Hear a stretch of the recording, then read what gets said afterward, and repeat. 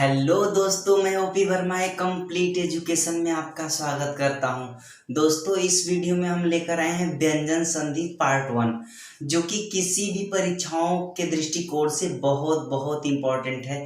दोस्तों, किसी भी परीक्षा में अगर हिंदी आता है तो एक दो क्वेश्चन आ जाता है। तो चलिए दोस्तों, इस वीडियो में समझते हैं हम व्यंजन संधि। देखिए, व्यंजन संधि जो है वो थोड़ा लंबा है, इसको हम एक ही पार्ट में कंप्लीट नहीं कर सकते, इसलिए कम से कम 2 पार्ट में ये कंप्लीट होगा। तो चलिए दोस्तों, स्टार्ट करते हैं इस वीडियो में व्यंजन संधि। और हाँ दोस्तों, वीडियो स्टार्ट करने से पहले आप लोग चैनल को सब्सक्राइब कर दीजिएगा और बेल आइकन का घंटी दबा दीजिएगा, ताकि हम जो भी वीडियो अपलोड करें उसका नोटिफिकेशन आप लोगों के पास पहुंच जाए। तो आइए दोस्तों, देखते हैं इस वीडियो में व्यंजन संधि। आइए देखते हैं व्यंजन संधि। सबसे पहले हम जान लेते हैं कि व्यंजन संधि कहते किसे हैं। यदि व्यंजन वर्ण के बाद स्वर या व्यंजन वर्ण का मेल होता है तो उसमें जो विकार या परिवर्तन होता है उसे हम व्यंजन संधि कहते हैं। इसी परिभाषा में सब कुछ छिपा है। यदि आप इसी परिभाषा को अच्छे से समझ लेते हो तो आपका व्यंजन संधि कभी गलत नहीं होगा। तो सबसे पहले हम इस परिभाषा को समझ लेते हैं कि ये कह क्या रहा है। आइए देखिए व्यंजन संधि। देखिए, व्यंजन वर्ण के बाद बोल रहा है, व्यंजन वर्ण के बाद स्वर वर्ण या व्यंजन वर्ण आए तो उसमें जो विकार या परिवर्तन होता है उसे हम व्यंजन संधि कहते हैं। ध्यान दीजिए, अब व्यंजन वर्ण क्या होता है, स्वर वर्ण क्या होता है, ये आप लोग पहले से जान चुके हो। देखो, व्यंजन का जो शुद्ध रूप होता है, जैसे ये देख लीजिए, हम यहाँ पर व्यंजन वर्ण कहते क्या है। जैसे ये हमारा क लिखा है और ये भी हमारा क्या लिखा है, क लिखा है। तो इस क का मतलब क्या होता है, इसमें हमारा क्या है, जब इसका हम वर्ण विस्तार करेंगे तो ये देखिए आधा क प्लस अ, यानी कि इसमें जो है अ आपका छिपा हुआ है। समझ रहे हैं। और इसका जब वर्ण विस्तार करेंगे तो ये हमारा इस तरीके से, जिस तरीके से है उसी तरीके से लिखा जाएगा। तो ये हमारा क्या है, स्वर और व्यंजन दोनों ऐड है इसमें, और इसमें केवल व्यंजन है। तो इसका मतलब ये हुआ कि व्यंजन वर्ण में जो किसी भी वर्ण पर यदि हलंत लगा रहता है तो वो व्यंजन वर्ण का शुद्ध रूप होता है। बात समझ में आ गया।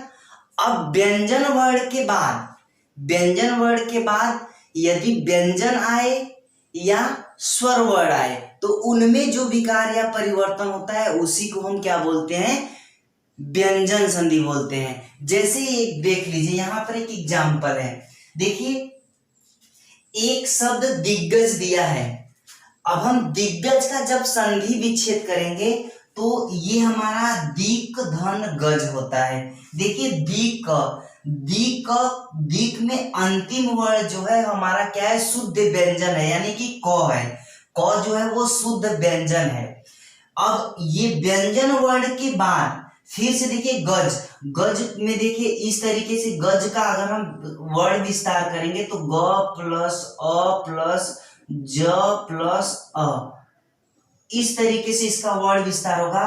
तो देखो, व्यंजन के बाद तुरंत व्यंजन आ रहा है। तो व्यंजन के बाद जब व्यंजन आता है तो उनमें जो विकार या परिवर्तन होता है उसी को हम व्यंजन संधि बोलते हैं। इस वाले में देख लीजिए, एक शब्द वागीश दिया है। वागीश शब्द का जब हम संधि विच्छेद करेंगे तो वाक धन इस होगा। तो ये देखो, वाक का जो अंतिम शब्द है वो क है, शुद्ध रूप से क है। अब ये क प्लस ये हमारा, इसका जब वर्ण विस्तार करेंगे तो ये हमारा इसी तरीके से होगा, ई प्लस स प्लस अ, तो ये हमारा होगा। तो यानी व्यंजन वर्ण के बाद यहाँ पर किसका मेल हो रहा है, स्वर वर्ण का।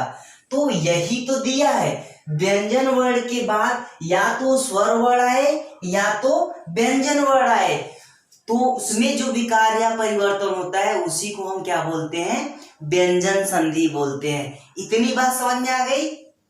ठीक है, आगे देखते हैं। आइए हम एक एक करके व्यंजन संधि के नियम को समझते हैं।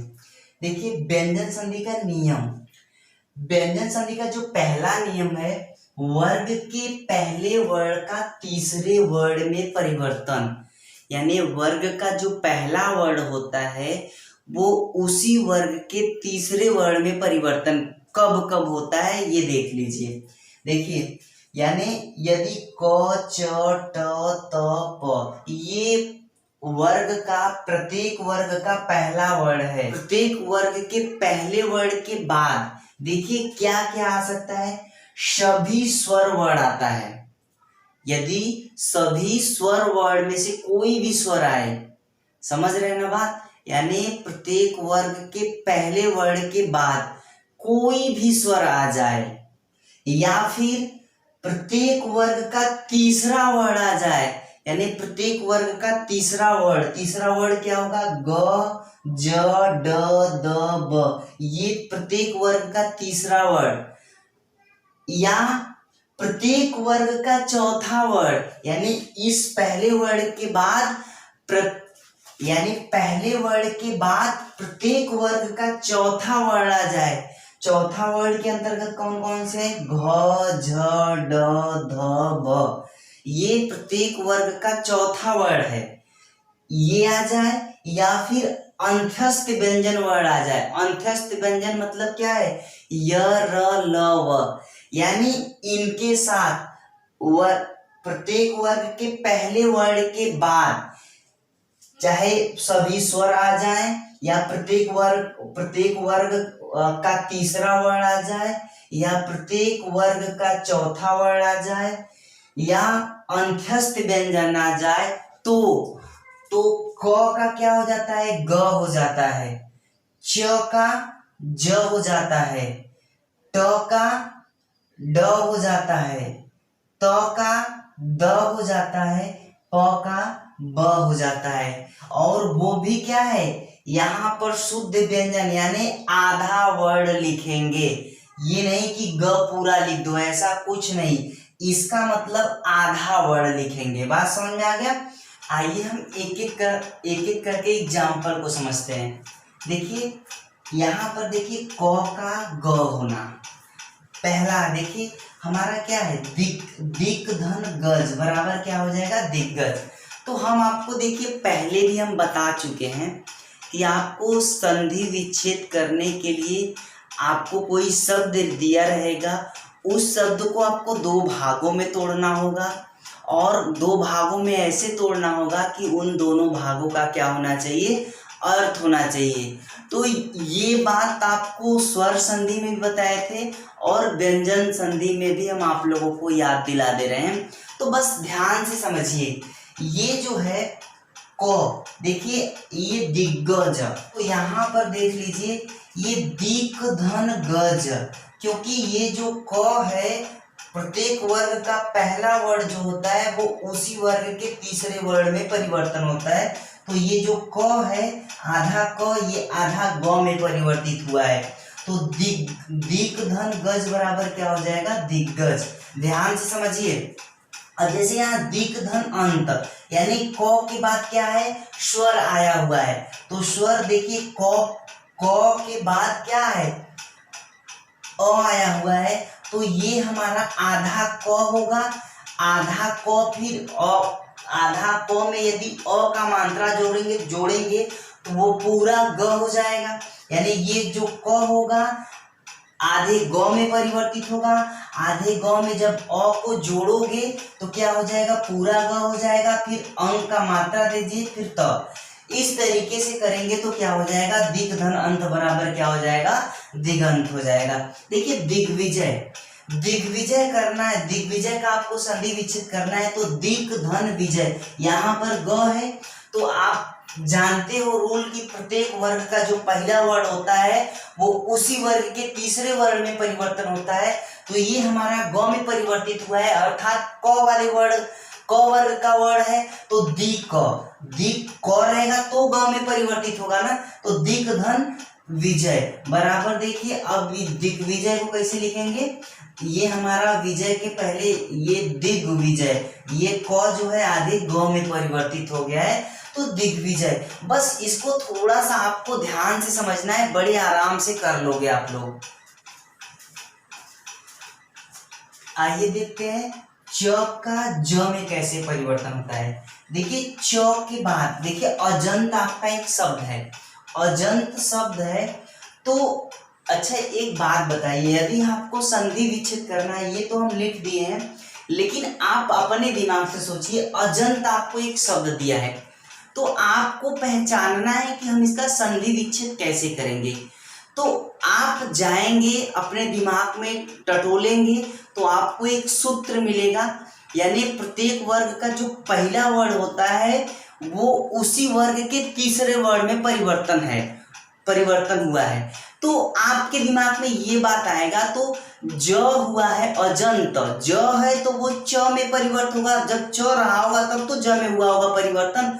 तो बस, तो अगर आपको अजंत का संधि विच्छेद करना है तो अच धन अंत, तो क्योंकि च जो है वो जाके तीसरे वर्ण में परिवर्तन हुआ होगा ज में, तो वहां एकदम सेम वही चीज हुआ है। देखिए अच धन अंत, च के बाद क्या आ रहा है, च के बाद कोई भी स्वर वर्ण आए, या प्रत्येक वर्ग का तीसरा वर्ण आए, या फिर प्रत्येक वर्ग का चौथा वर्ण आए, या फिर अंत्यस्थ व्यंजन आए, तो ये क्या हो जाएगा, च जो है किस में बदलेगा, तीसरे वर्ण में परिवर्तित हो जाएगा, अर्थात ज में परिवर्तित हो जाएगा।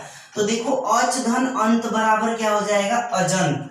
अब देखो ये च जो है, ध्यान से समझिए, ये आधा च है वो हमारे आधे ज में परिवर्तित हुआ है।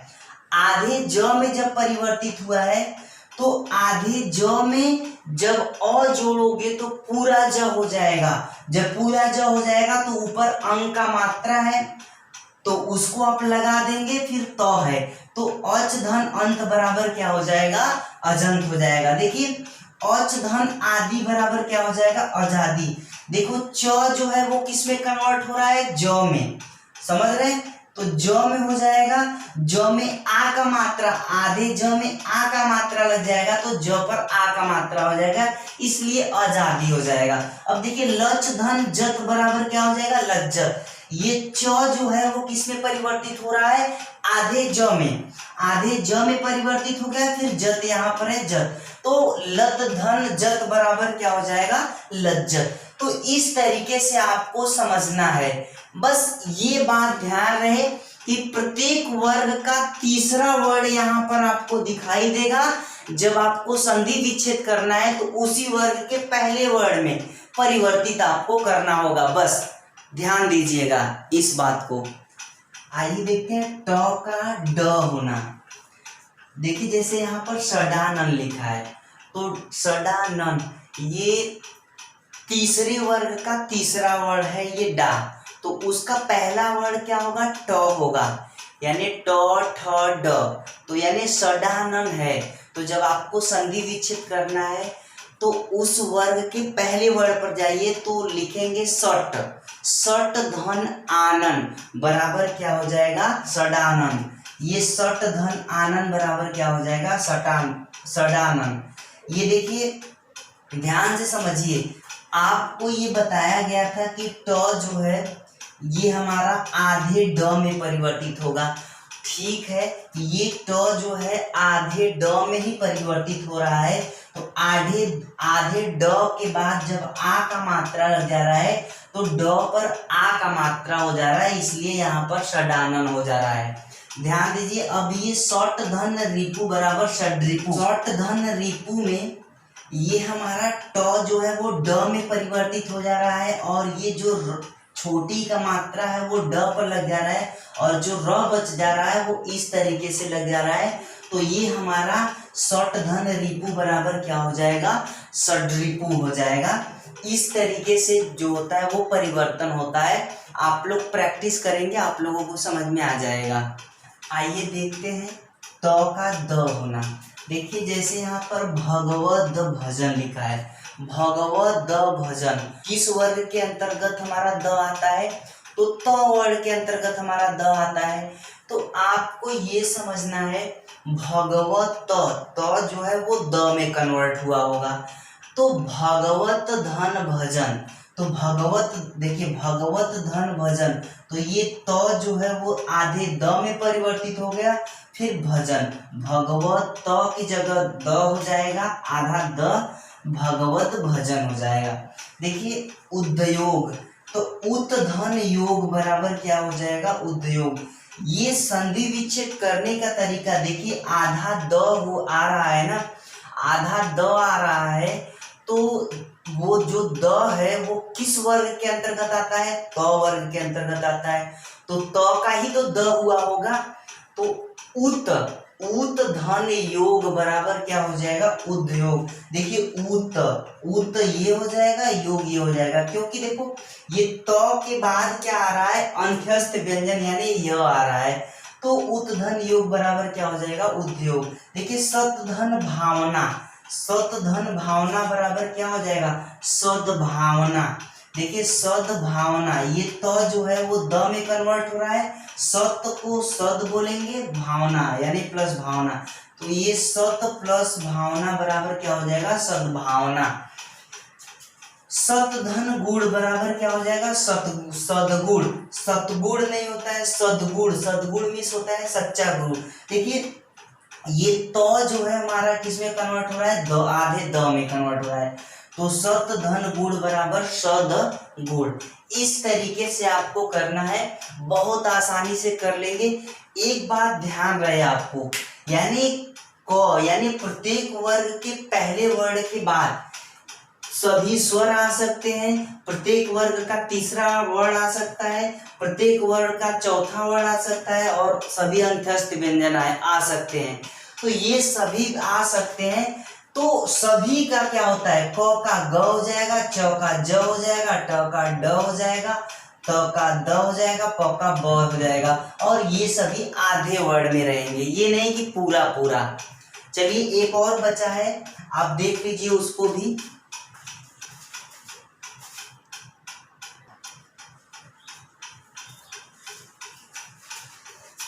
आइए देखते हैं प का ब होना। देखिए प का ब होना, देखिए जब यहाँ पर सुबंत लिखा है तो सुबंत ये किस वर्ग का तीसरा वर्ण होगा? तो प वर्ग का तीसरा वर्ण होगा। तो जब सुबंत है तो जो ब है वो प रहा होगा, तो ब में यानी पहला वर्ण तीसरे वर्ण में परिवर्तित होगा। तो संधि विच्छेद करेंगे तो सुप धन अंत बराबर क्या हो जाएगा? सुबंत। देखिए सुप धन अंत, ये जो प आधा प हो रहा है वो ब में कन्वर्ट हो रहा है, आधे ब में। आधे ब में जब आप जोड़ रहे हो तो वो हमारा क्या हो जाएगा? पूरा ब हो जाएगा, और ब पर अंक का मात्रा दे देंगे, ये मात्रा दे देंगे, फिर त सुबंत हो जाएगा। अप धन धी बराबर क्या हो जाएगा? अवधि। देखिए अप प जो है वो आधे ब में कन्वर्ट हो गया, फिर धी है तो अवधि। अप जो है वो आधे ब में, जो प है वो आधे ब में कन्वर्ट हो गया, फिर ज तो अब्ज हो जाएगा। इस तरीके से हमारा क्या होता है? पहला रूल ये है, वर्ग के पहले वर्ण का तीसरे वर्ण में परिवर्तन कैसे हो रहा है आप लोग देख चुके हो। यदि वीडियो नहीं समझ में आया है तो आप लोग वीडियो को पुश करके एक दो बार देखेंगे, आप लोगों को निश्चित तौर पर समझ में आ जाएगा। अब हम चलते हैं दूसरे रूल की तरफ।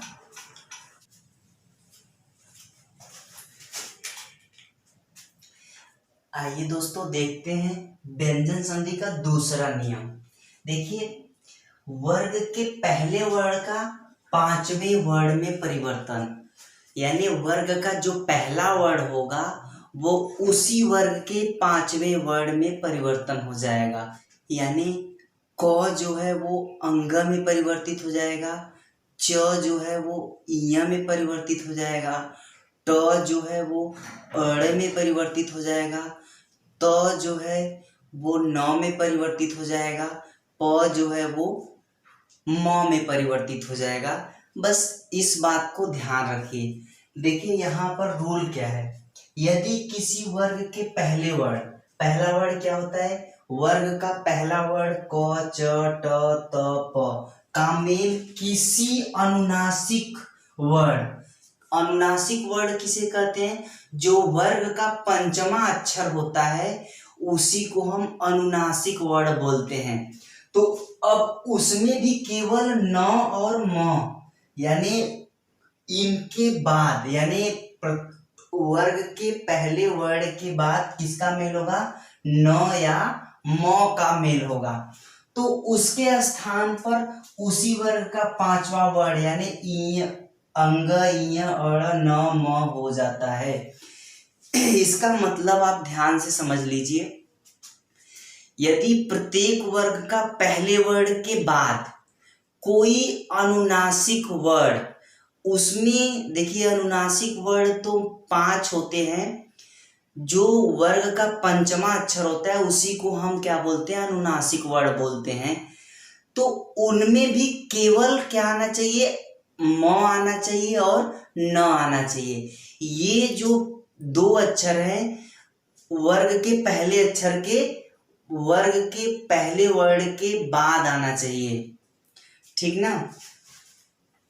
ध्यान दीजिए, जैसे देखो क का अंग होना, यानी क का अंग कब होगा, यानी क जो है कब पांचवें वर्ड में परिवर्तित होगा, तो क के बाद क्या आना चाहिए, म या न, क्योंकि 5 अनुनासिक वर्ड होते हैं जिनमें बोला गया है कि सिर्फ म और न ही आएंगे। समझ में आ गया ना, यानी इन 5 के बाद क्या आना चाहिए, सिर्फ न और म आएगा। तो क जो है वो अंग में परिवर्तित हो जाएगा, च जो है वो इय में परिवर्तित हो जाएगा, ट जो है वो अड़ में परिवर्तित हो जाएगा, त जो है वो न में परिवर्तित हो जाएगा, प जो है वो म में परिवर्तित हो जाएगा। इस तरीके से आपको समझना है। देखिए यहाँ पर वांग्मय का अगर आप संधि विच्छेद करेंगे तो वाक धन मय, तो ये जो क है वो अंग हो जा रहा है, आधा अंग हो जा रहा है, धनमय, तो वांग्मय। देख रहे हैं ना, षडमुख यानी षट धन मुख, ये आधा ट जो है आधा अड़ हो जा रहा है, षडमुख हो जा रहा है। उत धन मत, देखिए उत आधा त जो है आधा न में कन्वर्ट हो जा रहा है, मत, यानी उत धन मत बराबर उन्मत। देखिए तन्मय, तो आधा न है यहाँ पर तत् हो जाएगा, क्योंकि त जो है आधे न में कन्वर्ट होगा, तो तत् धन मय बराबर तन्मय। देखिए जगन्नाथ, तो यानी जगत, त जो है आधे न में कन्वर्ट हो रहा है, फिर नाथ यानी जगन्नाथ।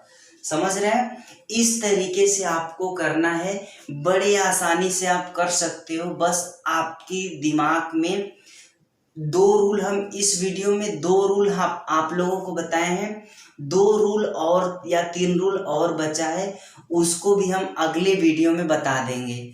ठीक है दोस्तों, यदि आप लोगों को वीडियो पसंद आया है तो आप लोग लाइक और शेयर कर दीजिएगा। और हाँ दोस्तों, यदि कोई त्रुटियां हैं तो आप लोग प्लीज़ कमेंट बॉक्स में ज़रूर हमको बताइएगा और हम उसका सुधार करने की पूरी कोशिश करेंगे। धन्यवाद दोस्तों।